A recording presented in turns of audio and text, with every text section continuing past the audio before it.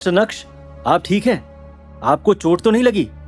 Thank you officer Avantika concern दिखाने के लिए, लेकिन मैं एकदम ठीक हूं। नक्श ने अपना मन पहले से ही बना लिया था कि अब वो जावेरी खानदान के उस घर में कभी नहीं जाएगा। नक्श मन ही मन ये सोचते हुए आगे बढ़ ही रहा था कि तभी अचानक से 6 लग्जरी कार्स एक साथ आई और सड़क के किनारे रुक गई। कार्तिक जल्दी से कार से बाहर आया। यार फाइनली तू मुझे मिल गया। तू ठीक तो है? चल पहले यहाँ से निकलते हैं। 1 घंटे बाद कार्तिक होटल प्राइम स्टार में अपने ऑफिस में बैठा था। नक्श के ठीक सामने इरफान भाई खड़े थे, जिनके माथे पर पसीना और चेहरे पर डर दिख रहा था।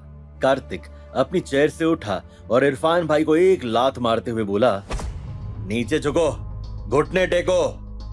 बस भी करो कार्तिक, ये मैटर तो मैं कब का खत्म भी कर चुका हूँ। इरफान भाई आप खड़े हो जाइए। मालिक, मैं अंधा था, मुझसे गलती हो गई, प्लीज मुझे माफ कर दीजिए। माफ तो मैं आपको पहले ही कर चुका हूं, लेकिन आपको मेरे लिए एक काम करना होगा। आज से आपको नवीन जावेरी के ऊपर पूरी नजर रखनी होगी।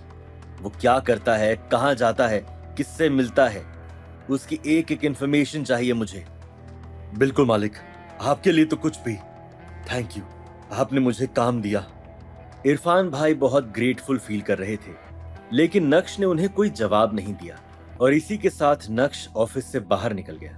2 दिन बाद नक्श सूरत की सबसे बड़ी रेसिडेंशियल बिल्डिंग में मौजूद था। उसने अपने माथे से पसीना पोंछा मेन रिसेप्शन हॉल की तरफ बढ़ने लगा। Hello sir, how can I help you?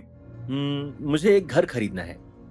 Sorry, अभी हम लंच कर रहे हैं। अगर आपको घर खरीदना है तो वहां पर सारे ब्रोशर्स रखे हैं, आप उन ब्रोशर्स को चेक कर सकते हैं। Lunch time? अगर लंच चल रहा है तो फिर आप मुझे रिसीव क्यों करने आई? आई एम सॉरी सर, लेकिन अभी हम लंच ब्रेक पर हैं और यहाँ पे सस्ते से भी सस्ता घर करोड़ों रुपए का है और मुझे नहीं लगता कि आप उस घर को खरीदने की औकात रखते हैं। इसलिए अगर आप यहाँ सिर्फ टाइम पास के लिए आए हैं तो यहाँ से जल्दी निकल जाइए। नक्श, तुम यहाँ क्या कर रहे हो?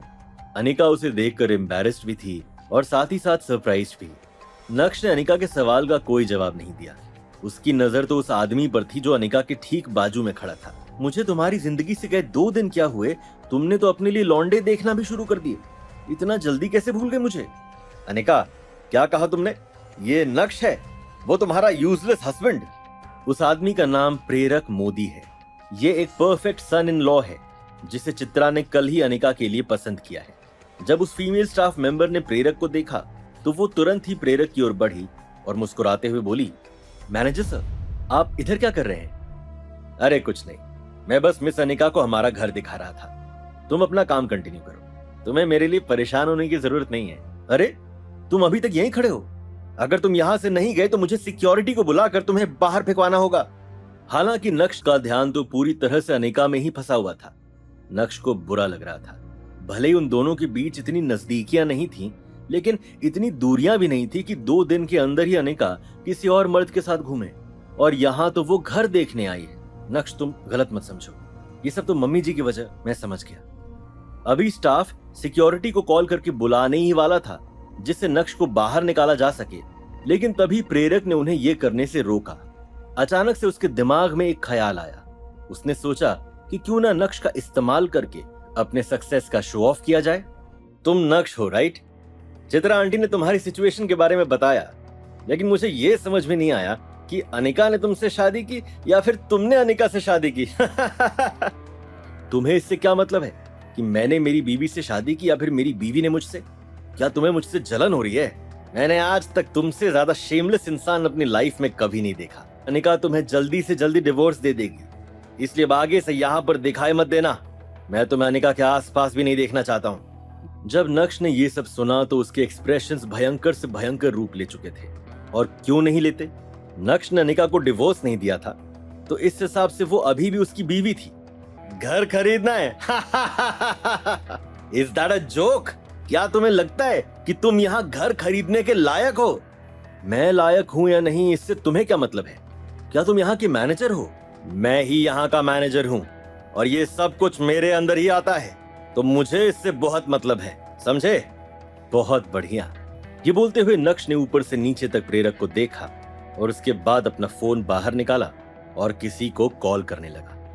उसी समय प्राची ने अचानक से अनिका को देखा और उसके कदम अनिका की ओर बढ़े। अनिका, तू यहाँ क्या कर रही है? इससे पहले कि प्राची अपनी बात कह पाती, अचानक से उसकी नजर नक्श पर गई, जो किसी से कॉल पर बात कर रहा था। अचानक से उसके एक्सप्रेशंस बदल गए। नक्श जीजू। अनिका, ये कौन? ये मेरी बेस्ट फ्रेंड है, बिल्कुल मेरी बहन की तरह। मैं अनिका का बॉयफ्रेंड हूँ, तुम मुझे आज से जीजू बोल सकती हो। ओ हेलो, तुम अपने आप को समझते क्या हो? क्या तुम हमारी अनिका के लायक भी हो? मेरे जीजू सिर्फ और सिर्फ नक्श हैं, हमारे रास्ते में मत आना।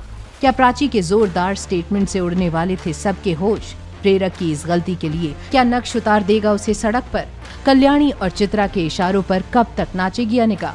ये जानने के लिए देखिए अगला एपिसोड सिर्फ पॉकेट FM के YouTube चैनल पर, और इंस्टा एम्पायर के सारे एपिसोड्स को सुनने के लिए डिस्क्रिप्शन में दी गई लिंक से डाउनलोड कीजिए पॉकेट FM ऐप।